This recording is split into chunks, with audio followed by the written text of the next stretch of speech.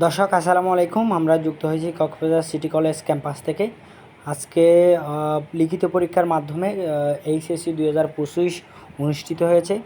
পরীক্ষা শেষে কিন্তু তাদের যে উল্লাস নিয়ে বের হচ্ছে, আমরা সেটি দেখতে পাচ্ছি।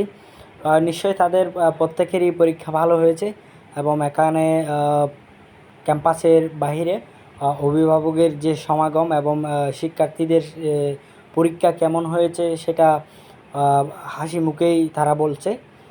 আমরা যেমনটা লক্ষ্য করছি কক্সবাজার সিটি কলেজের ক্যাম্পাসে, আমি আপনাদের দেখানোর চেষ্টা করছি।